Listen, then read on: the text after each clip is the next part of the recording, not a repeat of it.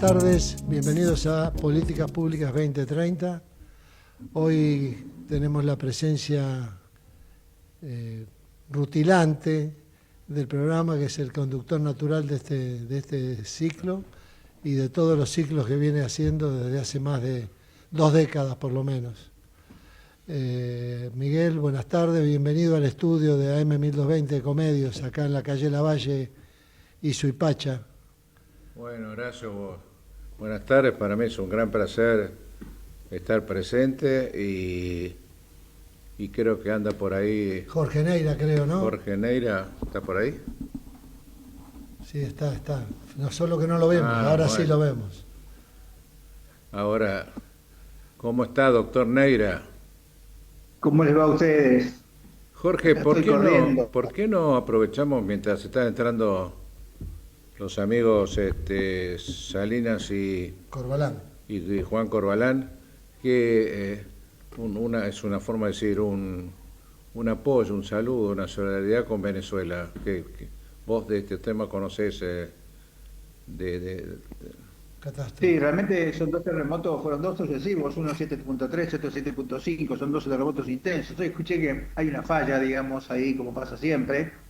Digamos, estos movimientos se producen por la subducción de placas y eso es lo que genera el movimiento telúrico, digamos, y fue bastante intenso. Es un terremoto de bastante intensidad por la característica que tiene. Por eso es que no es casual que haya habido tantos, hay como 3.000 desaparecidos. Está bien que los desaparecidos es por ahí gente con la que no se puede uno comunicar, pero ya la cifra de muertos no sé cuánto estará ahora, pero esta mañana estaba alrededor de más de 1.000 y pico de personas, y la verdad que es un desastre desde todo punto de vista, ¿no? Esta es una verdadera situación de desastre donde se supera la capacidad de respuesta de la comunidad, ¿no?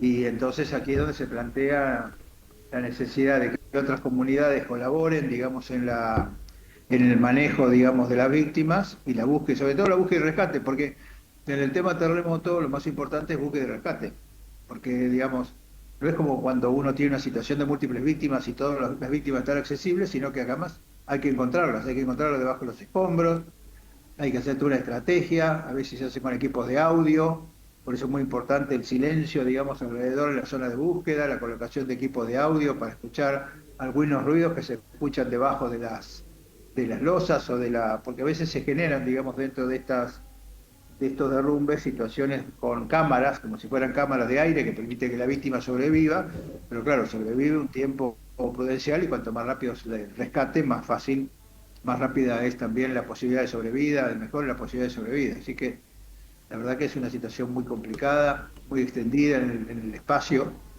y bueno, la verdad que ver cómo sigue esto. Jorge, sin entrar en un terreno político, que creo que a su vez se da una circunstancia de una Venezuela, digamos, con problemas internos que parecería, por lo que escuché periodísticamente, la capacidad de respuesta está limitada, ¿no?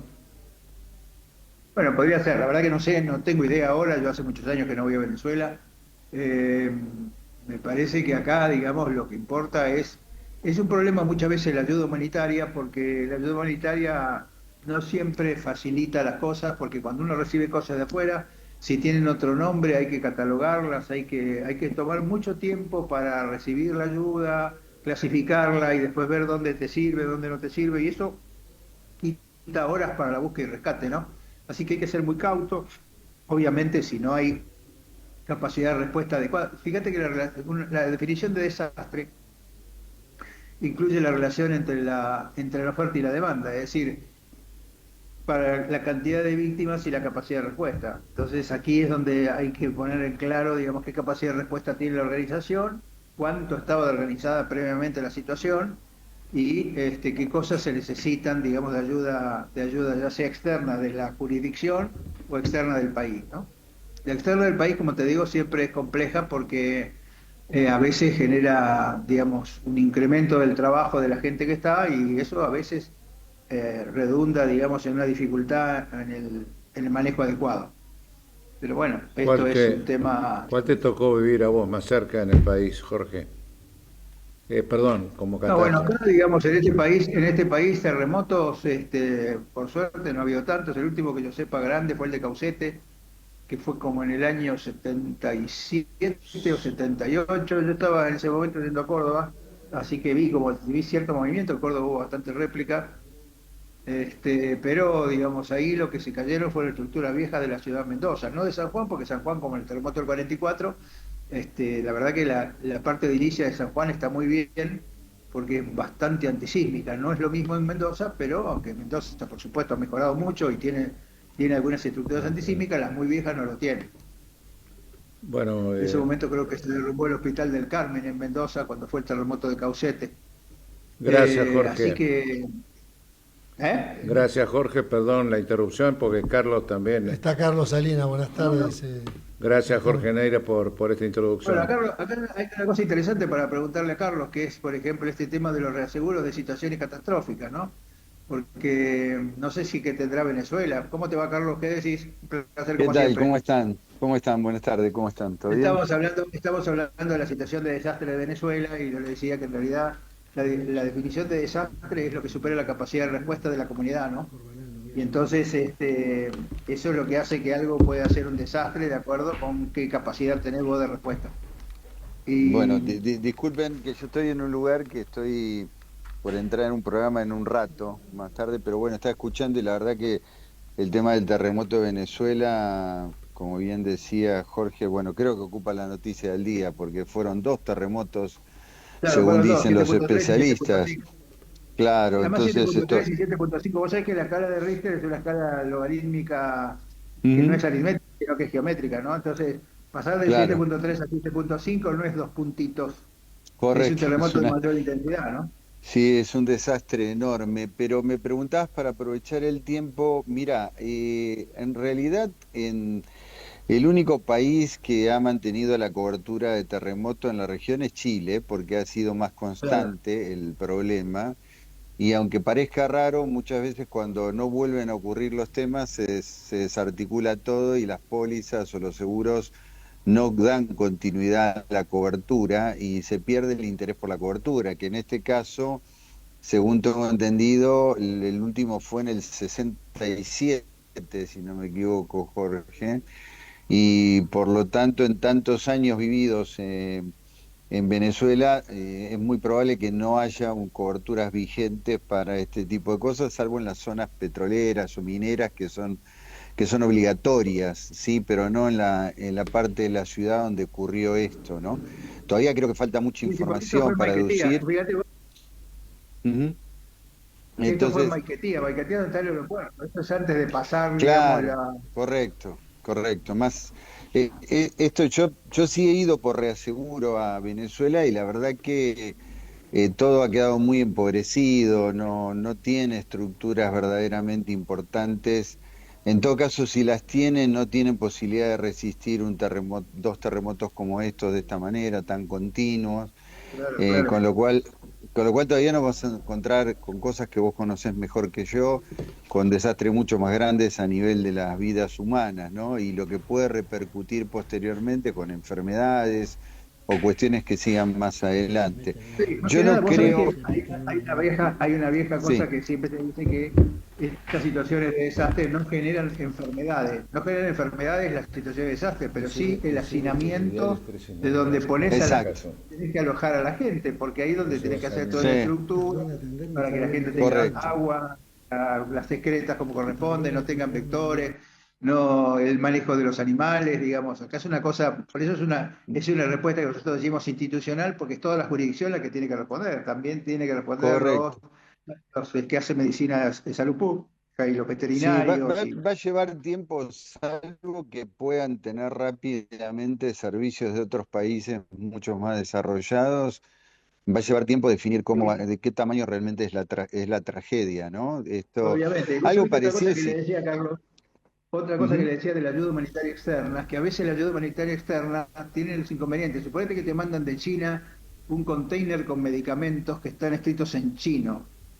Sí, ya sí, sí, sí. clasificar esos medicamentos es imposible porque vos tendrías que hacer, digamos, por ahí es lo que vos necesitas, pero no sabés cómo se llama. Y entonces eso te insume tiempo Correcto. que te impide atender otras cosas. Es una cosa interesante de tener en cuenta porque nosotros siempre decimos que para pedir ayuda externa, vos tenés que tener una especie de convenio con el lugar donde te va a mandar la ayuda externa. Y la ayuda externa tiene que saber qué es lo que vos necesitas, no lo que ellos creen que te tienen que mandar. Sí, y yo te estaba escuchando atentamente el tema de los sonidos. Vos sabés que Google parece que dispuso, lo venía escuchando recién a eso, que se cortaran todas las claves de los sistemas de Wi-Fi de la región, de la zona, para que ellos pudieran entrar a escuchar los sonidos, o sea, las claves Claro, privadas, de tal manera que les den acceso, que la gente les dé acceso a escuchar los sonidos, porque puede haber gente que tenga acceso a un celular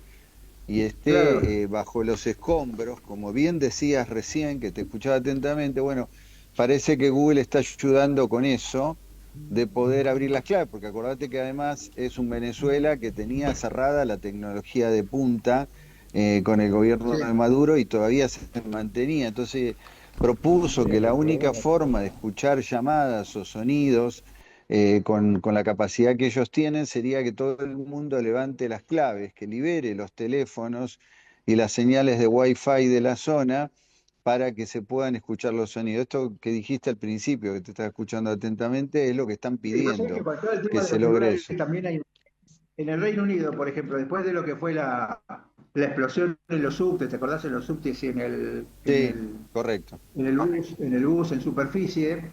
Ellos tienen un Ujú. sistema que lo que hace es captan todas las redes de los celulares y las utilizan para emergencia. Es decir, que solamente se puede utilizar para emergencias y para la gente que está en el sector y para el sistema de Claro. emergencia, para que no los colapse, porque si no todo el mundo se pone a hablar a ver qué pasa, ¿no? Y ahí te Claro, colapsan claro. la Perdón. Esto línea. es lo pidieron para poder ayudar, pidieron esto como urgencia, ¿no? Entonces coincidía con lo que estabas diciendo al principio. Sí, Carlos sí, perdón, Salinas, Miguel.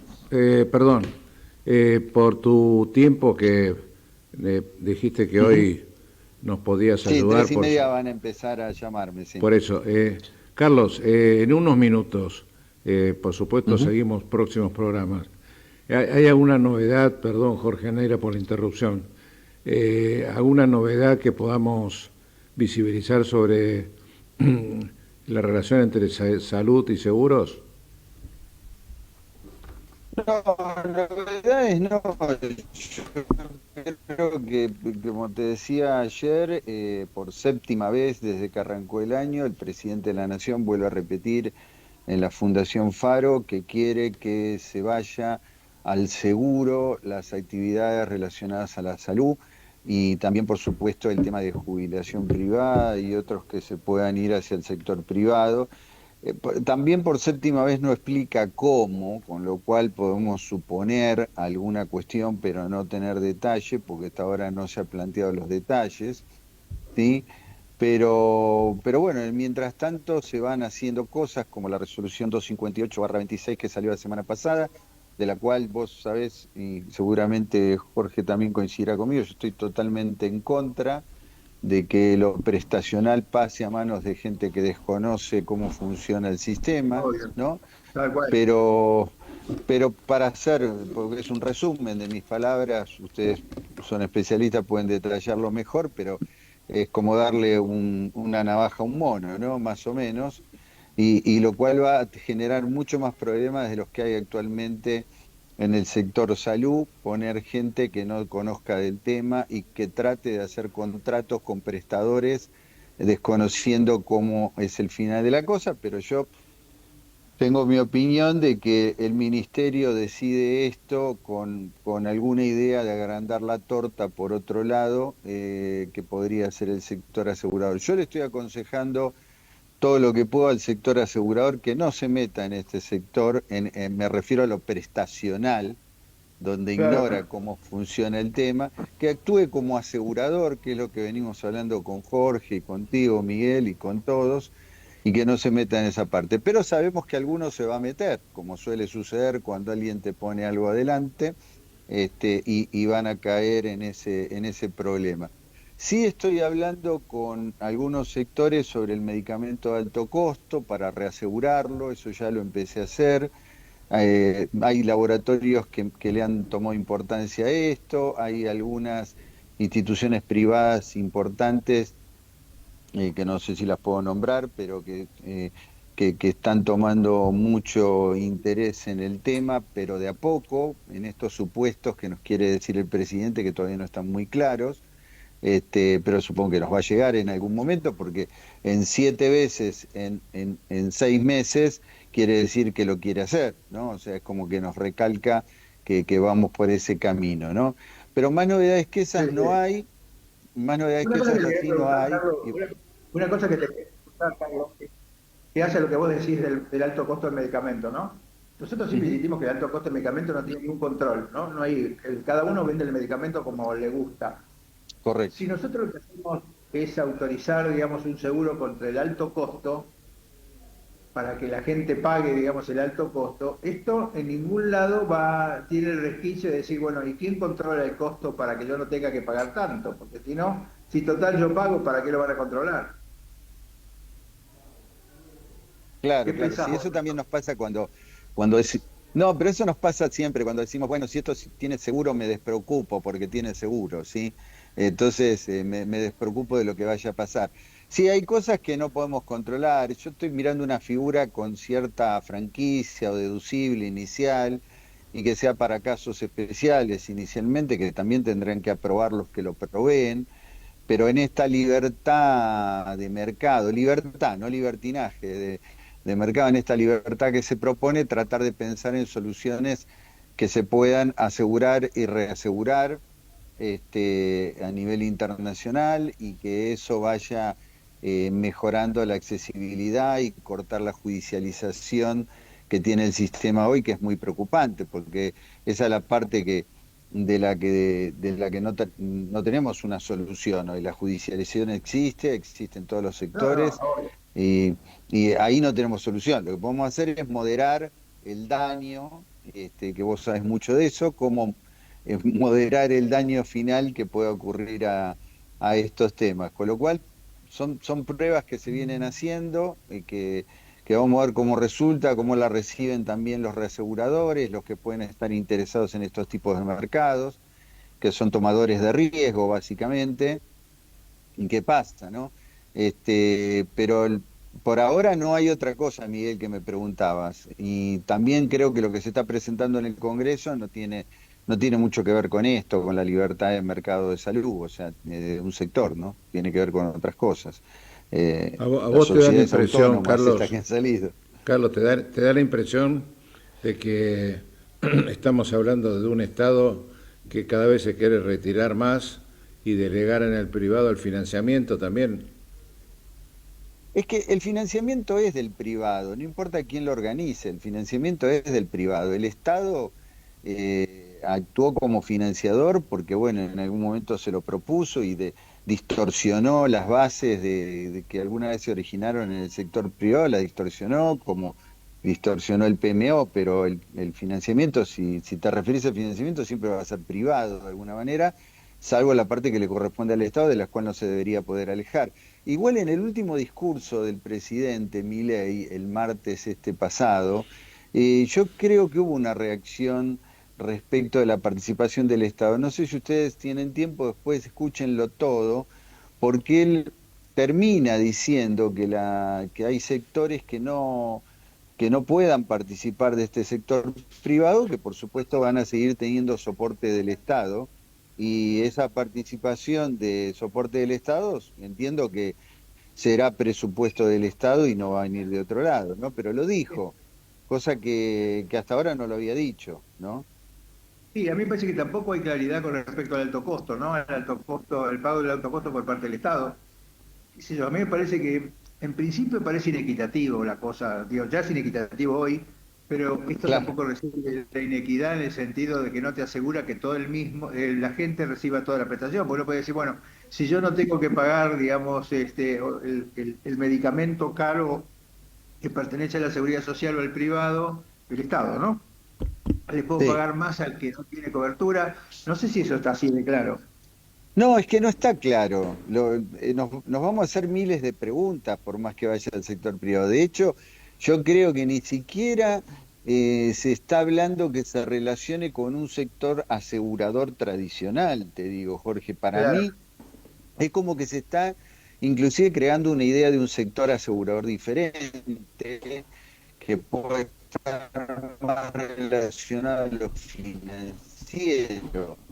Cuando vos escuchás cada una de las palabras, si lo volvés a escuchar, yo podría decir, pero esto no existe, y veamos cómo no funciona. Es como lo de las sociedades autónomas, en esto que se planteó ayer, ¿no? Si no existe en ninguna parte del mundo, ¿cómo lo vemos, ¿no? ¿Cómo lo podemos llegar a detalle? Yo le decía a Miguel que tenemos que ser disruptivos con nuestras mentes, vos que sos un gran lector, Jorge, y decir, a ver, ¿cómo hacemos para mirarlo diferente? ¿No? O sea, ¿cómo hacemos claro. para corrernos un poquito de nuestro cerebro actual y lo miramos diferente a ver si lo entendemos? Porque si no, con lo que sabemos es muy difícil que lo entendamos. Sí, a mí, ¿sabés que me parece siempre, Carlitos, que lo que falta es un marco? ¿Viste? Esto es como decir, bueno, a ver, yo tengo que hacer un dibujo, ¿no? ¿Y ¿Mm? qué tamaño hago el dibujo? Bueno, así le dibujo, pero está bien, pero decime dame el marco para decirme, tengo que hacer un dibujo tan grande así, así, y yo más o menos, si tengo que hacer el dibujo, me adecuo al marco que tengo para decir, bueno, voy a hacer este dibujo, ¿no? Y yo tengo la Sí, sensación de que todo lo que pasa aquí es la falta de marco. No tenés un marco de claro, referencia, no. ¿Para qué hacemos esto? ¿Qué queremos hacer? ¿Cuál es el objetivo, digamos? ¿Qué es lo que queremos cubrir? claro, ¿Cómo se va a cubrir correcto. desde el punto de vista del sector público, de la seguridad social y del prepago? ¿Cuáles son las Sí. ventajas para las personas? Esto no se habla. Entonces lo que se habla es de un No, modelo nuevo y yo creo que lo disruptivo, me parece, o lo que quieren vender como disruptivo, es una cosa que es distinta de la anterior. Ahora, el hecho de que sea distinta para la anterior no quiere decir que sea efectiva si vos no le pones un marco de referencia. sí, sí, porque no tengo referencias. Lo que se plantea no tiene referencias, con lo cual Bueno, no eso existe en otra parte. Eso es más complicado todavía.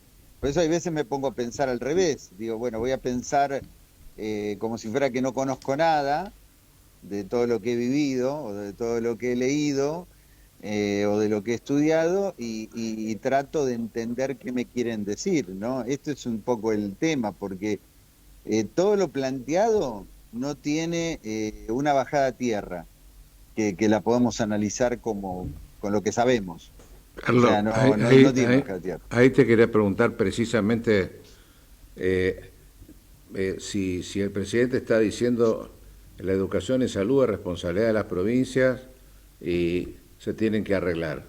No quiero con esto ser peyorativo respecto a ninguna afirmación del primer Sí, sí. magistrado, sino concretamente. No, yo no lo he escuchado hablar particularmente, no lo he escuchado hablar particularmente al presidente sobre un tema puntual o a quién hace responsable. No, yo creo que directamente dice, lanzo esto al mercado y el mercado es el que se ocupa, ¿no? claro, claro. Bueno, pero ahí, Como ahí dice Jorge, ¿bajo qué reglas? Y no, ármenlas ustedes a las reglas. Es, me autoaseguro, me autofinancio, me autocubro mi salud, me autotodo y a partir de ahí armo un nuevo mercado o un nuevo tema. Parecería eso, ¿no? O sea, autorregúlense, no me llamen y si me llaman tiene que ser para algo que esté dentro de mi pequeño estado, porque así sería, ¿no? Sería un pequeño estado, en pocas palabras. Carlos, Mira, previo, hoy estuve en una reunión. Hay, Hoy estuve en una reunión a sí, la mañana que se llama Choosing Wisely. Choosing Wisely, se llama así porque internacionalmente se llama así, ahí está Choosing Wisely Argentina. Que en realidad lo que está ujú, demostrando es que hay cosas que tienen fundamento que si se aplican, digamos, ahorran costos, ahorran una serie de cosas, te baja la cantidad de procedimientos, te baja la cantidad de efectos adversos, ¿no? Y vos decís, esto sirve, está claro que sirve, digamos, hay muchas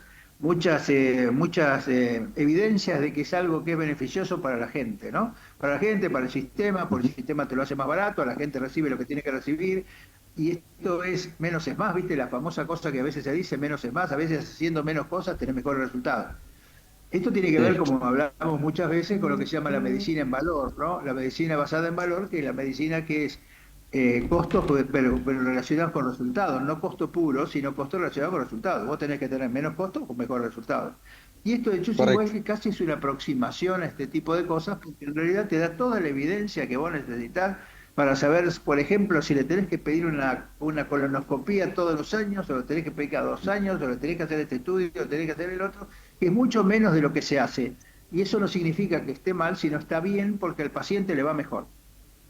Entonces yo decía, bueno, ¿ves? Acá la función regulatoria del Estado es la transversalización de esta cosa.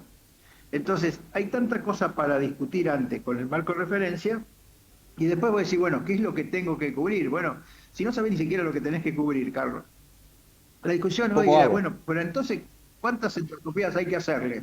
En 10 años, Claro, ¿cuántas claro. endoscopías le tengo que hacer? Bueno, no sé, para algunos son 6, para los otros son 12, para los otros son 18 por persona.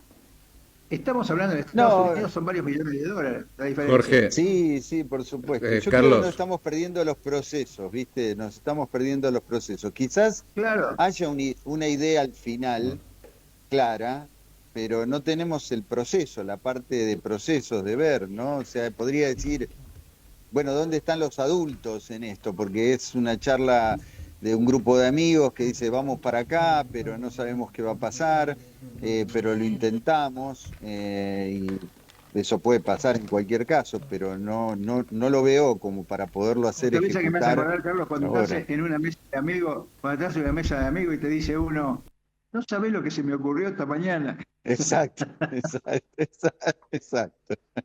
Por eso te digo, por eso te digo, después puede no funcionar, pero el tipo tiró la idea. Carlos, Claro. te agradecemos muchísimo. Bueno, gracias a En ustedes, próximos gracias a ustedes. programas profundizamos el tema Bueno, y bueno. continúa con tu destacada labor profesional que nos enriquece a todos.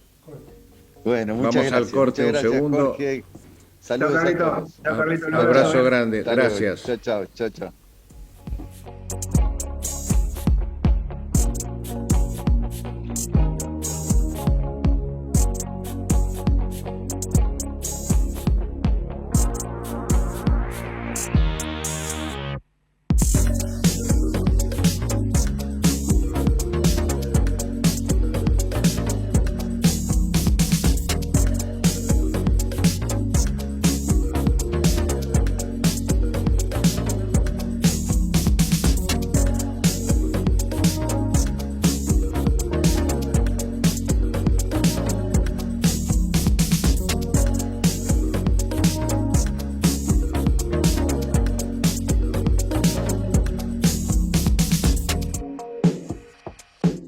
Ecomedios.com AM1220.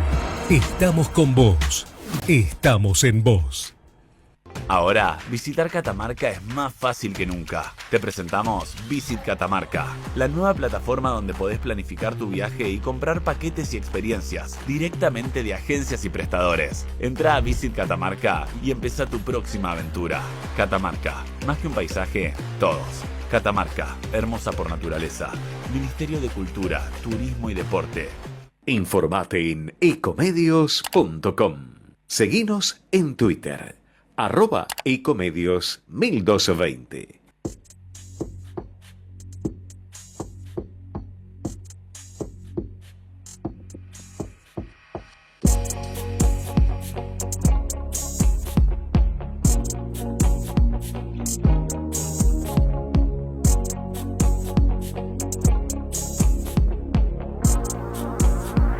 Bueno, continuamos después del corte comercial con Políticas Públicas 2030.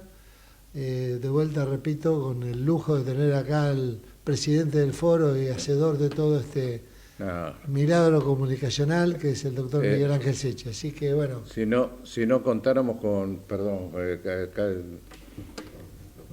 Horacio, gracias por tus palabras, pero si no contáramos con un equipazo como tiene el Grupo Medeos, del cual acá el doctor Neira es uno de los líderes notorios, estamos esperando la entrada de, si es que puede, ahí está, ya, Jorge está ahí. no, de Juan Corbalán me refiero. Ah, Jorge, Lo que comentábamos recién ¿está qué? Sí, Jorge, baja el aparato. se te corta un poco la cabeza en la imagen, Jorge. Ahí está. Después Jorge, respecto a lo que comentábamos con Carlos, no tendríamos que pensar un poquito la relación que hay entre las decisiones macrogubernamentales y, por ejemplo, los sectoriales como salud, en cuanto, no como crítica puntual ni juicio de valor, en una falta de diálogo, una falta de buscar información, de buscar, bueno, eventuales consensos, y después, por supuesto, el Poder Ejecutivo y el Legislativo tienen sus facultades para decidir las cuestiones referentes a los distintos temas. Me preocupa mucho el tema de largar las cosas, es una forma sintética de decirlo, y luego ver los efectos que produce en la sociedad y en los sectores en especial. ¿Cómo estás viendo eso, Jorge? Sí, a mí me parece que esto es ensayo y error, digamos. Esto es, larguemos esto, a ver qué pasa y a medida de lo que va pasando vamos corrigiendo. Pero cuando uno hace eso, deja muchas cosas en el camino. Y acá el problema de dejar en el camino es que son personas, no son cosas.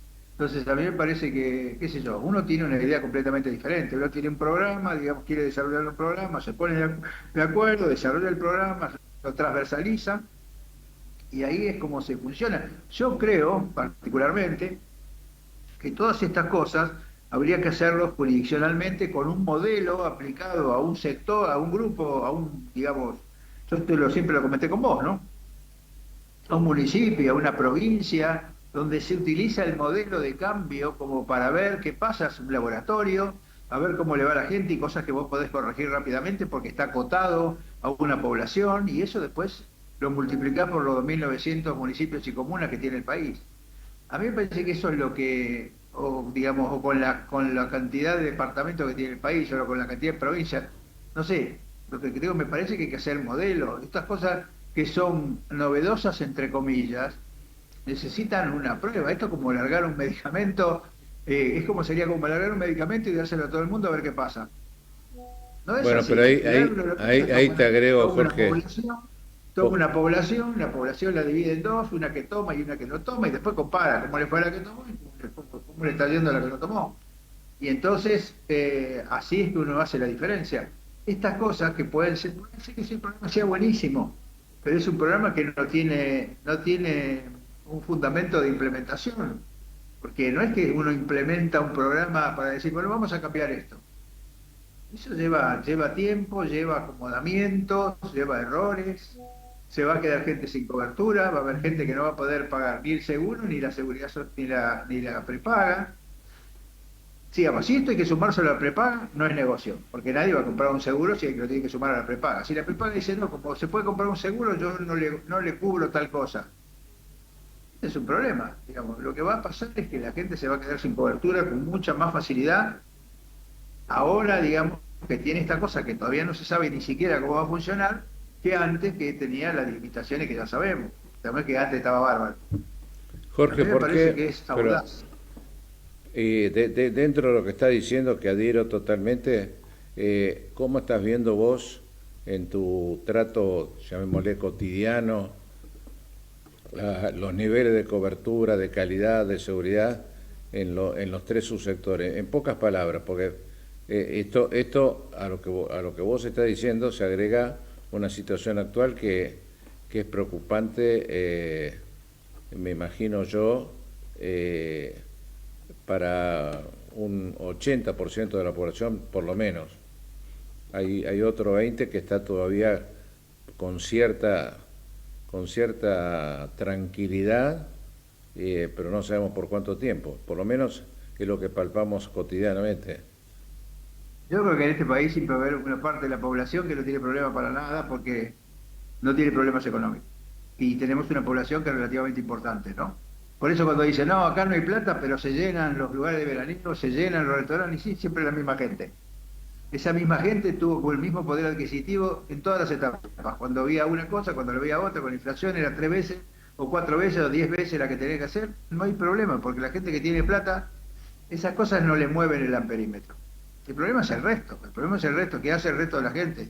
La gente que vive del sueldo, la gente que sabe que hoy, digamos, el día a día está complicado, que sabe que la medicina prepaga sigue aumentando, digamos, y además empieza la limitación de cobertura, entonces dice, bueno, no, pero vos tenés que comprar un seguro. Ahora encima de pagar la prepaga tienes que comprar un seguro. Si la prepaga no le achica el costo, no, comprar un seguro es a cargo de la persona, es como más dinero, más inversión de bolsillo. Entonces hay inversión de bolsillo con el medicamento, eso es lo que yo decía a Carlos, ¿no? Suponete que vos haces un seguro de medicamento de alto costo, entonces ¿por qué te van a bajar el costo del medicamento si igual te lo paga el seguro? Lo cual es una falacia, porque hay que ver si el seguro te va a pagar un costo del medicamento que sube indiscriminadamente.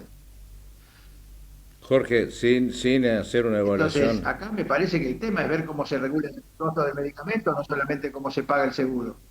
Está bien, Hay pero cosas que no están claras. Yo creo que ayer la reunión que hicimos estuvo bien Gabriel, que decía, bueno, ¿cuánto le va a cubrir? Y si esto excede el costo de la cobertura del seguro, ¿qué va a hacer el seguro? ¿Se lo va a pagar o le va a decir, no, esto no te lo pago, no te lo cubro? Jorge, te quiero preguntar porque vos y a mí tenés... me parece que todo se basa en que no hay un marco de referencia que vos digas, bueno, vamos a hacer esto para esto. Jorge, apuntaba yo mi... Lo que hay que hacer perdona, son modelos jurisdiccionales, un modelo de decir, bueno, vamos a tomar esta provincia y en esta provincia vamos a ver si hacemos una propuesta de cambio de gestión de la atención, de la salud. eso, Por ahí en esa provincia funciona, y si funciona en esa provincia y se ve, digamos, se ve que funciona adecuadamente, vos pensás que hoy se habla de gestión de la salud basada en valor. sí, En valor significa que vos tengas un costo lógico con un muy buen resultado. O sea, no es costo puro, ni es resultado puro, sino costo y resultado. ¿Por qué? Porque vos tendrías que lograr, digamos, el mejor resultado al más bajo costo, pero es el mejor resultado. Lo que no se negocia es el resultado, no el costo. Entonces, a mí me parece que esto es lo que uno tiene que tener como objetivo. Hoy yo decía cuando daban la charla que hay un error, porque a veces cuando vos, en estas cosas de limitación, de menos es más, a veces dice, bueno, menor valor, pero no es menor valor. Que vos le hagas menos cosas no quiere decir que tenga menos valor. Por haciéndole menos cosas tiene más valor, porque el rédito de hacerle menos cosas redunda en más bajo costo y mejor atención del paciente, y menos complicaciones. Entonces, me parece que ahí no hay que hablar de bajo valor de lo que haces, sino que baja utilización del recurso, que es con menos recursos vos podés lograr mejores resultados. Y a mí me parece que esto es lo que hay que empezar a trabajar. Pero bueno, para eso hay que sentarse en una mesa y decirle, bueno, ¿qué querés que hagamos? Hagamos un programa, por alguna vez hagamos un programa entre todos que nos dé algún marco de referencia para poder usarlo a más grande escala, digamos. Todas las cosas se prueban, digamos, en una escala más pequeña. No es esto decir, bueno, ahora vamos al seguro. Bueno, y nadie sabe bien. Mirá, que Carlos Salinas diga que no entiende bien cómo es el tema del seguro, a mí me da un poquito de escalofrío, porque si Carlos, que es el tipo que más sabe de seguro, uno de los tipos que más sabe de seguro del país, tiene dificultades para entenderlo, imagínate un usuario como nosotros que no tenemos esa capacidad. Jorge, te comentaba esto porque, como bien señalás, hay una parte de la población que puede ir al mejor restaurante o cambiar el auto o al mejor lugar de vacaciones. Pero en este momento ese sector de la población también está denunciando, entre comillas, que está pagando la prepaga, que denuncian constantemente que el dinero no les alcanza, pero también nos encontramos con que si querés ver un especialista tenés que pagar un copago por lo menos para llegar a una consulta de primer nivel o en tiempo oportuno. Bueno, pero eso es lo que te estoy diciendo, Miguel. Acá hay mucho pago de bolsillo. Acá no solamente tenés el pago de la prepaga, sino el pago de bolsillo, más el costo del medicamento. Esto es una cosa que, a ver, todo pasa por el mismo lugar. ¿Quién lo paga? El usuario. Porque cuando vos vas a la farmacia, el costo del medicamento es el costo del medicamento que te venden. No es culpa del farmacéutico. Yo le tengo un enorme cariño a los farmacéuticos. Me parece que son unos tipos que están más organizados de todo. Yo charlo muchísimo con los farmacéuticos de mi barrio porque son tipos bárbaros y me divierto mucho con ellos y ellos me cuentan y yo les cuento. Y la verdad que son tipos que trabajan bárbaros. Pero ellos no tienen la culpa del costo del medicamento. El costo del medicamento viene por otro lado y vos lo terminás pagando y después ya lo sabemos. Entonces tenés que pagar más el costo del medicamento, tenés que pagar el copago, tenés que pagar si te haces un análisis o qué sé yo, te lo haces más seguido, tenés que pagar el análisis. Eso todo costo de bolsillo, además de pagar la prepaga. Porque si vos me decís, bueno, no, yo pago la prepaga y me olvido del costo del medicamento y me olvido del costo de la atención, bueno, uno podría negociarlo. Entonces, vos me dices, bueno, no, está bien, pero para el medicamento de alto costo te conviene tener un seguro. Entonces, ¿qué voy a pagar? El medicamento de costo habitual más caro, y aparte de eso tengo que pagar el copago, y aparte de eso tengo que pagar el seguro por si me dan un medicamento de alto costo. Es complejo. Un medicamento de alto costo que nadie sabe cuál es el techo, y que nadie sabe quién lo pone ni por qué. Y paralelamente, Jorge, ¿cómo estás viendo el nivel de, llamémosle, que no es contradictorio la afirmación, el nivel de satisfacción del equipo de salud? A propósito del médico. El equipo de salud está insatisfecho desde hace años porque al equipo de salud lo han ninguneado todo el tiempo. Porque todos estos aumentos de la medicina prepaga y los aumentos no tuvieron un incremento proporcional de los salarios, de los honorarios. Y entonces, la verdad que esto es muy fácil, digamos, porque en realidad no se beneficia el paciente, no se beneficia el equipo de salud. No es difícil saber quién se beneficia, digamos. Yo creo que acá me parece que está claro, por algo es que nunca se pone el salario del médico como un elemento de seguimiento. Generalmente se pone el salario de enfermería, porque el salario de enfermería es un salario que está regulado, digamos, por el sindicato, porque las enfermeras, el 99% de las enfermeras están en relación de dependencia. Correcto. De los profesionales de la medicina, no todos están en relación de dependencia. No sé exactamente cuál será la proporción, pero pongamos 50 y 50. Hay 50% que viven del salario y 50% que viven de relación de dependencia. Los que viven en relación de dependencia tampoco tienen sindicato por muchos motivos. Y los que no tienen relación de dependencia, los que están viviendo por honorario, no tienen nadie que lo represente. Y en el horario del médico es algo que depende de quien te lo paga. Porque no hay nadie del lado del médico que lo defienda. Y cuando te digo del médico, es el del médico, el del kinesiólogo, el del nutricionista, el de... ¿entendés? Entonces, a mí, el farmacéutico no, porque el farmacéutico cobra un porcentaje de los medicamentos. Pero este es el tema. En cuanto... A mí me parece que esto, así como está planteado, no tiene síntesis. Jorge, alguna vez lo hablamos. Nosotros habíamos pensado en el momento de que se produjo el tema de COVID, que iba a ser una oportunidad, como se dice, esa crisis. ¿Vos crees que se ha pauperizado, mejorado,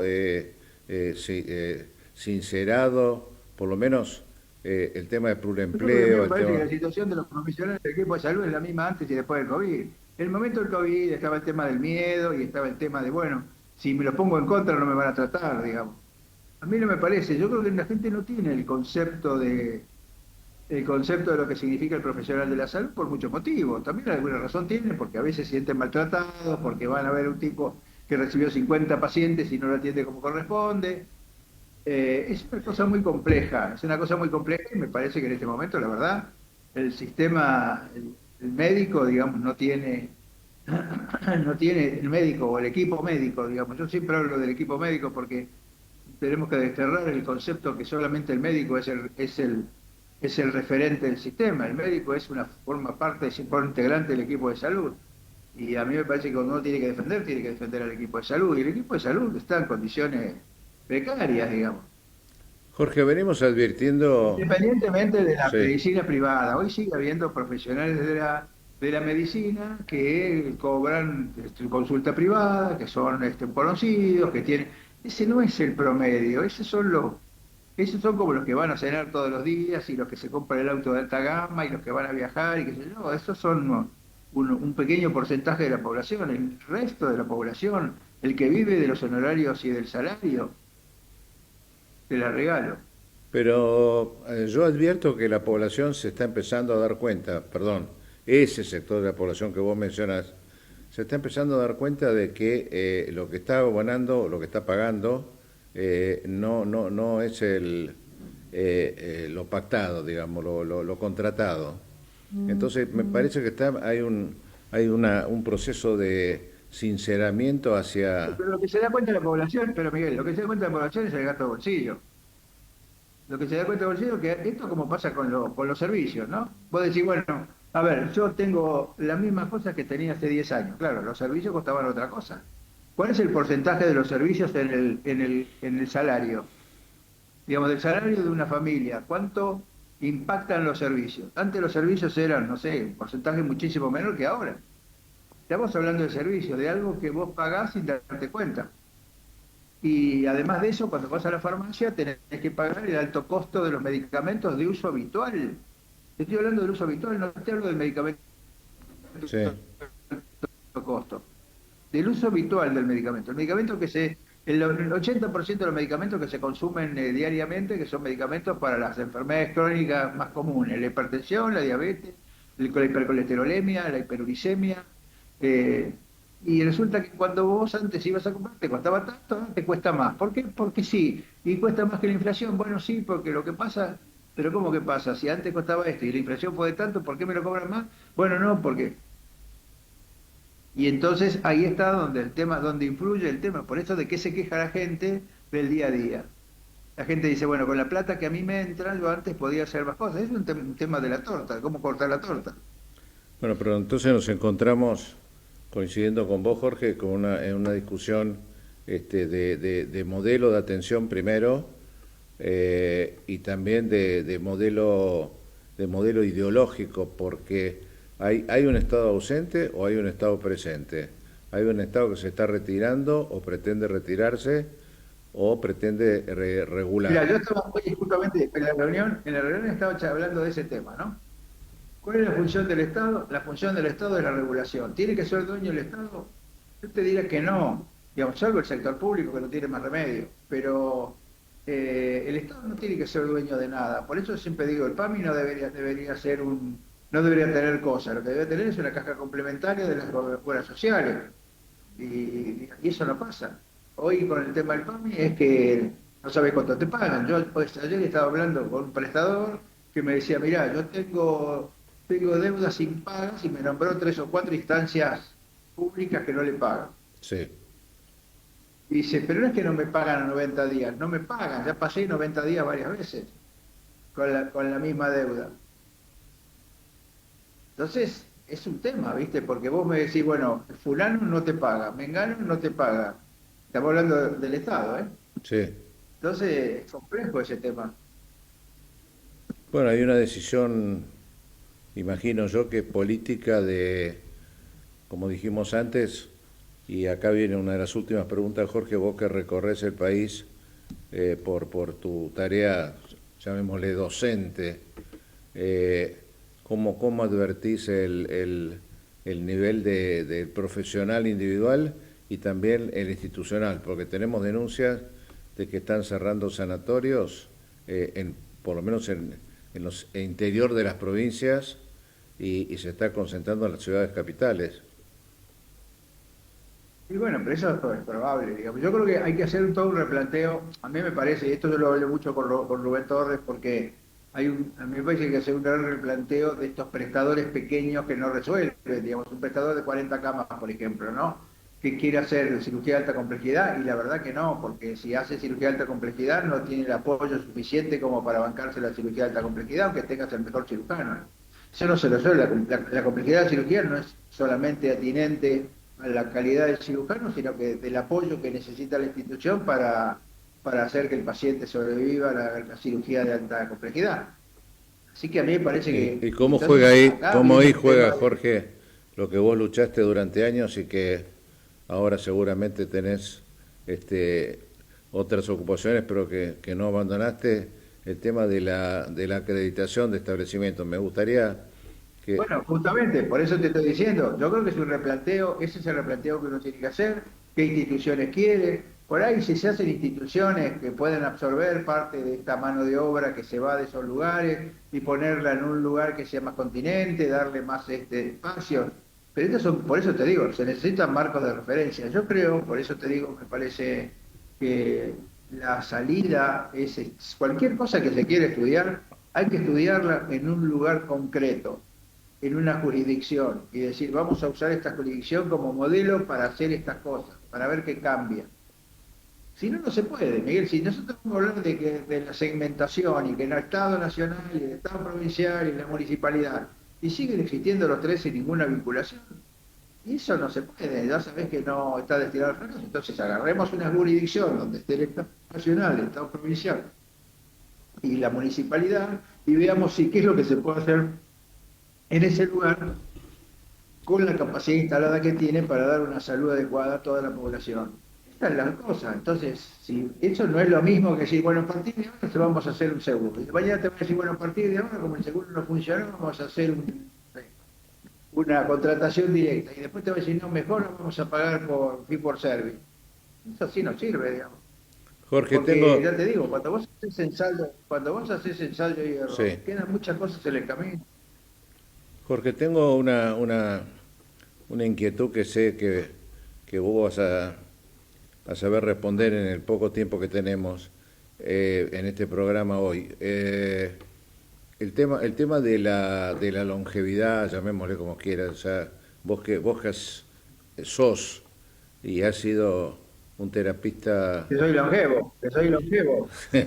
No, pero ¿cómo pensás que se está encarando en el mundo y en la Argentina este tema de que lo hemos hablado el programa pasado con...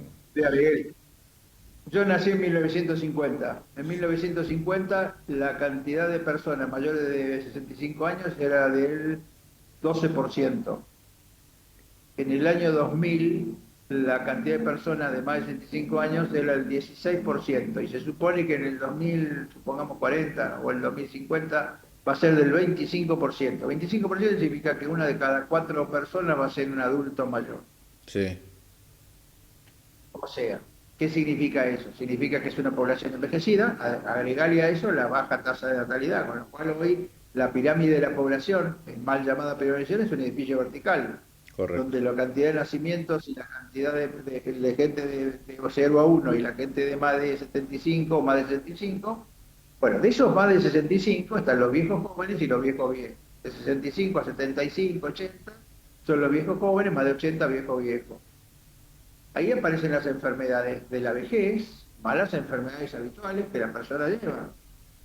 Con lo cual, digamos, obviamente tiene un aumento del gasto, y esa gente pasiva, digamos, es la que debería tener. Por eso nosotros insistimos tanto en que el PAMI debería ser una caja complementaria de las obras sociales, donde la gente que se atendió en la obra social y que conoce todo lo que le pasó en su vida, lo pueden seguir atendiendo con la colaboración, con el complemento de todo lo que tiene que ver con la vejez, que es la rehabilitación, las ortesis, las prótesis, los centros de rehabilitación, en fin, todo lo que se necesita para atender que una persona, digamos, de más de 65 años tenga acceso a todo lo que necesita. No es tan difícil. Ahora, ya sabemos que esto no pasa. Entonces empieza que si tiene PAMI no le dan el medicamento, y si no le dan el medicamento o no lo puede comprar porque con la jubilación que tiene, vos pensás, vos tenés un medicamento de uso habitual que no está cubierto por el PAMI y tenés que pagar el 60% o el 70%, imposible. Bueno, es ahí donde yo asumo en forma personal lo que digo, es que desde hace muchos años venimos condenando el tema de la litigiosidad indebida producida o inventada o magnificada por muchos de mis colegas, pero también el sistema de salud deja resquicios para esa conflictividad, llamémosle así, que debe ser abordada. O sea, no es posible, como vos estás planteando, que coincido, el tema de que la longevidad hoy esté un jubilado ganando creo que 200 y pico de dólares y tenga que asumir todos los... El tratamiento paliativo y todas estas cosas, ¿no? Que en realidad hay mucha para discutir sobre qué hacerle y a quién, digamos. Hay que poner límites a la terapéutica, pero para eso se necesita la participación de la familia. Y yo creo que hoy charlamos justamente en una reunión que tenía el Jorge, mediodía del tema de cuántas veces límite, hay que cortar. la población Eso, participa de discusiones de temas médicos. al otro programa. No hay representantes de la comunidad en las discusiones médicas. No hay porque no existe un representante que represente a la comunidad en general. Siempre representa a una comunidad particular que es la que tiene necesidad de un medicamento o de un procedimiento. Y esto dificulta, digamos, acceder a decirle a la persona, mire, a esta altura del partido, yo creo que hicimos todo lo que había que hacer, no vale la pena avanzar y qué sé yo, y la gente diga, no, yo con lo que pago quiero que le hagan todo lo que hay que hacer. Dice, pero esto es fútil para la persona porque no le va a agregar valor a su vida. Sí, no importa, pero yo lo quiero. Eso también tiene que ver con los costos y con la... O sea, que hay mucho para trabajar, pero me parece que yo creo que todo esto tiene que ver con la falta de comunicación, porque en realidad la gente, eso es un mecanismo de defensa. Cuando vos vas y le decís algo al paciente, si el paciente no te conoce, ¿por qué se lo decís? Lo primero que hace es ponerse, el paciente y la familia, sobre todo, Jorge, ponerse a la tendríamos que estar defensiva. cortando. Entonces, lo primero que piensa es que vos querés ahorrar plata. Jorge, te tenemos que dejar muy, pero muy agradecido por esta segunda parte y también tu participación en la primera. Y un fuerte abrazo y seguimos trabajando. Bueno, dale, muchas gracias. Chao, Horacio. Chao, Jorge, Miguel. gracias Nos por... vemos. Chao, chao. Chao.